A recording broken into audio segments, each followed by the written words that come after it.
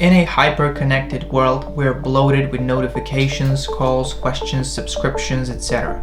Everyone fights for our attention.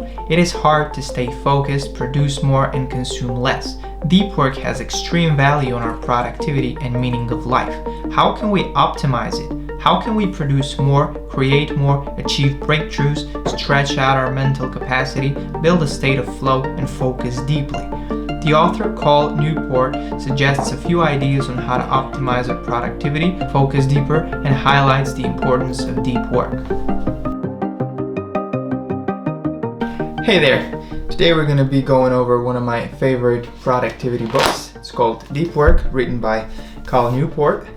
The title says Rules for Focused Success in a Highly Distracted World.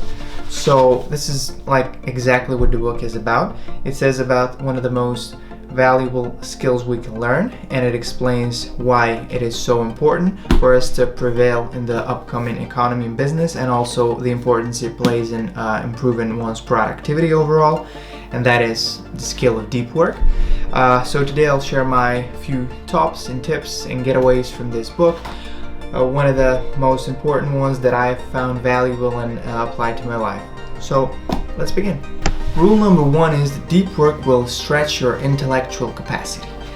This is one of the most important and valuable things I learned from this book, is that if you have the ability to work deep, to focus on one thing at a time with prolonged and intense focus for a longer duration, you can produce outstanding results. And why is that? Think of anyone like Nikola Tesla or Einstein or some great innovators of this world. They were able to focus on one point and try different variations of this thing, but were very focused on one simple solution, and when they got the result, that's a breakthrough. And in order for you to succeed in business and be more productive and have this kind of awesome creation and come to breakthroughs into something that's not easily replicated by robots, you need to be a deep thinker. So think of like knowledge work or administrative tasks. The idea of this book is that that type of thing is a shallow work, and that doesn't mean it's bad, but if you're just doing shallow work, your work in the future can be replicated by robots or automation systems or analytic tools, etc. The point is that deep thinkers will prevail and will eventually be the ones whose work can be replicated and the ones who are authentic. Think of like Bill Gates. It was mentioned in the book that he had this thinking wings where he'll go and isolate himself on the cottage lakeside just to think clearly. And usually if you're thinking of like getting to a solution to a specific problem and you want to find or discover something, you would go out and isolate yourself to reduce the noise and the bloating of this hyper-connected world we live in. Professional activities performed in a state of distraction-free concentration that push your cognitive capabilities to their limit. These efforts create new value, improve your skill, and are hard to replicate. Number two, shallow work is replicable and deep work is value. I know we've said this in the past, but I've often questioned why is it so easier for me to perform shallow work, tasks like administration and answering calls and questions and replying to comments and watching educational YouTube content, etc. in a distracted environment, and I could do that for hours, right? But when it came to performing deep work, something that would be creative and something that would require a lot of dense information, for example, reading a heavy information-loaded book or writing an article or a script or editing a video, I will be tired as hell in like 90 minutes to 2 hours tops, right? I've come to understand that deep work requires a different type of intensity, depth, and strength of focus in comparison to the shallow work. You can do shallow work in multitasking and administrative tasks, these which are easily replicable in a distracted environment. You're not going to be that efficient, but you can cope with it, you can do them over and over again. But the real breakthroughs, the real creations, the real productivity lies in doing the deep work. Carl even goes on to saying that performing shallow work for too long can even reduce our productivity and ability to think deep and do meaningful stuff and use our full mental capacity in the future. As deep work is becoming more rare, those who will adopt this kind of mindset and try to isolate themselves and think through and do deep work will be the ones who will prevail in the new economy. This is why deep work is an important skill to cultivate if you want to thrive. Number 3 is the new economy will require deep thinkers. Okay, this is very important because of the argument that's made by the technological advance. So from data visualization systems to analytics to robots to different applications, the shallow work, the administrative tasks are slowly being replaced and will perform most of the work that we actually once done. Okay, Carl argues that there are 3 types of people who will prevail in this new economy, and these are unironically the people with a lot of capital who can invest their money in tech. These are the people who can learn and quickly master something and get updated and sort of work in sync with technology, and the people who are the very best at what they do. Some of the most important skill based on this is to be able to learn fast and to be able to master something in a fast and efficient manner. To do this, you need to be a deep thinker. You need to be able to perform deep work with an intense focus for a long duration or a specific duration of time. Now, if you're constantly living in a dynamic lifestyle and need to do calls, questions and answers and administrative tasks and shallow work, your ability to do this deep work will be reduced. We need to function at this high intensity focus sort of level to be able to quickly master new things. We cannot do that with diffused attention. We can only do that if we have consecutive focus stretch over long enough time with a high intensity, meaning you can improve your ability to focus, your ability to learn, and your ability to master something faster. And oh, by the way, there is massive importance in understanding how our brains work. We can't be laser focused for 8 hours straight. That's insane. Our brains work in cycles of 45 to 90 minutes, and that's the amount of time in which you can be very focused on one specific thing, which is performing deep work before you would need a break.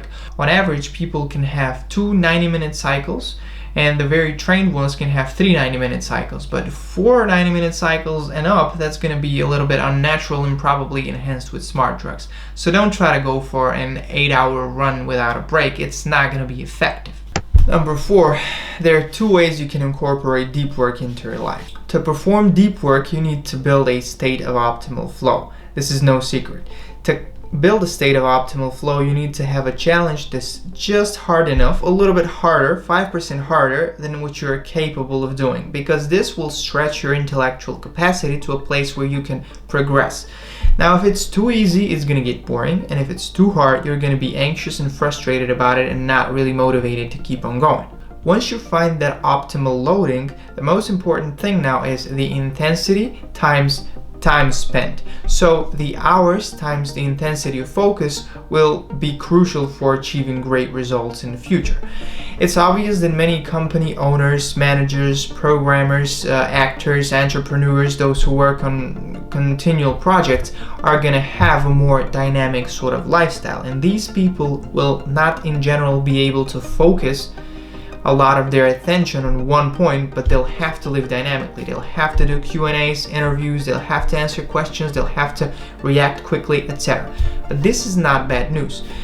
There are 2 ways you can incorporate deep work. There's the monastic level and there's the biphasal level. Okay, the monastic level is, think of Einstein or Nikola Tesla or someone who had a great breakthrough and was focused on specifically one problem at a time.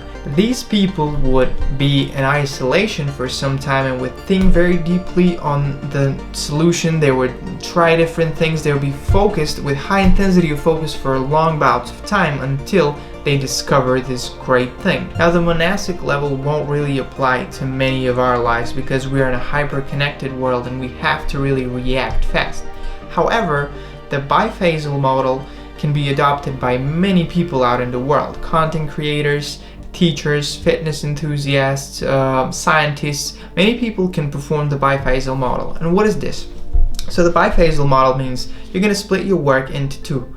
So this is going to be your deep work, sort of 2 cycles of 90 minutes performing deep work, or 1 cycle of 90 minutes could be completely enough for some people. And then there's like the other 2 to 5 hours of shallow work, multitasking, calls. To optimize your productivity for this, you need to set a time where you would be doing most of your tasks in a non-distracted and isolated environment, free of notifications and calls and everything. This is your sort of deep focused work for 1 or 2 cycles of 90 minutes. And on the other side, you're going to do this shallow work where you're going to schedule most of your calls, you're going to do most of the administrative tasks, automation, scheduling, Q&A, interviews, and stuff like this. Number 5, multitasking is a skill in your ability to perform deep work. While we all feel like geniuses when we are trying to multitask and read a book while answering questions and scrolling through YouTube and Instagram at the same time, most people won't function very effectively and efficiently during multitasking. When we work and intensely focus on something, we can develop a state of flow, as we've said. When the challenge is of optimal loading, then our actions and thoughts and patterns will flow seamlessly on one thing. Now there is a thing called attention residue, which happens when we switch from task A to task B, which is why multitasking is bad. So when we develop a flow state in the task A and we perform all the things task A has to offer, then we immediately shift onto the task B at hand. First thing is we haven't built a flow state around this task B, so we're just gonna throw our attention there. The problem with residual attention is that part of your brain still thinks about the task A at this time, and you're not effective at coping with the task B sort of problem unless it's something really easy, okay? This is not all. Once you transfer back from task B to task A, your attention is diffused and you have partially lost the flow state that you've built in the task A, which is detrimental for your productivity overall. So the problem you're facing is less energy, attention, and flow on the task A. This is why semi-distraction environments like with notifications, bloat, and calls and needing to answer and react at a certain times will throw you off your work. You won't be inefficient, you'll just be less efficient and a bit slower. So think of a way to really isolate yourself for like 2 cycles or 1 cycle of 90 minutes to really perform the deep work that is really meaningful to you. Jack Dorsey, for example, is mentioned in this book, the co-founder and former CEO of Twitter. This guy needs a very dynamic way of functioning to optimize his work. There will be these kinds of people for whom dynamics will play a massive role in the success and productivity at their work, and frankly, deep work might not be the best model to incorporate and be the best convenient and possible to really get your maximal achievement and success in this kind of works. But for many people, it will be a convenient way to produce better results if you can find this 1 to 2 cycles to incorporate your deep work sort of activity. It's completely different to get consecutive, long, and very dense focus at one activity at a time than to get fragmented pieces of work, which will initially reduce your productivity because you haven't worked around to building that flow state. Number 6 is release the junk, drain the shallows. This is the most impactful one in my life personal. It's the one I've first applied in my own life, and while we all know of this, it's like the cliche, the overlooked thing. It's extremely important, or at least I found it so. So some of the great companies have done this. You basically get a notebook and you pinpoint every activity that you're doing throughout the day. So you basically doing an hour of scrolling on Instagram, you're doing an hour of working out, you're reading a book, blah blah blah, and you write all of this, and then you see what your day is really actually comprised of, not what you think it is comprised of. Okay, so go on your browser right now and see all the bookmarks and notifications and bloat and subscriptions and junk mail in your mail, and ask yourself, do you really need that? Okay, so this is about creating a list of the tools that are very effective in improving our productivity by way of sort of comparing both. Okay, so you'll either way use a lot of tools to enhance your life and productivity, but here's a great example. If I scroll through Twitter for 10 minutes and I get a lot of good information for everything that I'm interested in, and that's it, this has a lot of pros and a little bit of time involved in it, right? But if I scroll through Facebook and Instagram for half an hour and I think this is not that impactful and it doesn't leave me feeling great, then why do I have to keep on doing this? And this is a much more about outweighing the pros and cons of investment of time in certain productivity tool or tool in general, and how much more can you gain with something else. There are many apps that are enhancing your life quality and improving your productivity, but if you compare them to other things or to to something else that you would have done in the same time, you have to compare and outweigh the pros and cons of this thing. So pick the tools that are in sync with what you want to achieve. The magic or maximal achievement strategy doesn't just lie in deep work, but also in using the right tool. Think as a minimalist. Get rid of everything that has more cons that outweigh the pros, otherwise you'll just waste your time. It's the craftsmanship approach. The craftsman approach to tool selection. Identify the core factors that determine success and happiness in your professional and personal life. Adopt a tool only if its positive impacts on these factors sustainably outweigh its negative effects. That's around it for this video. Thanks for watching. I'll just leave you with my top 3 things or tips or getaways from this book. So first one is that deep work is very valuable, and it's the type of work that is not easily replicated by robots. Second thing is that you don't want to multitask, because when you get your attention in fragmented pieces, you can't build a state of flow and your productivity will eventually suffer. And the last one is you have to release the junk, you have to drain the noise, drain the shallows out, and you use the tools that really have pros that outweigh the cons. I just thought of a fourth one. There are 2 ways to incorporate deep work into your life, and the monastic model, which is focusing on one thing and going on and isolating yourself and trying to solve one problem, is not going to be very convenient and applicable to our lives in this hyper-connected world. But instead, what you can do is adopt the biphasal model, in which you get 1 to 2 90-minute cycles in a day, and then you're okay performing your sort of 2 to 4 hour of shallow work, where you schedule all your calls, questions, interviews, things where you'll need to be reactive, answer an email, etc. Okay, that's running it for this video. Thanks, and I hope this helps you improve your productivity. I highly recommend you checking out this book if you are into the productivity realm of things, and hope you like this video. Click the subscribe button, not the notification one, it doesn't really help, and I'll see you in the next one. Bye.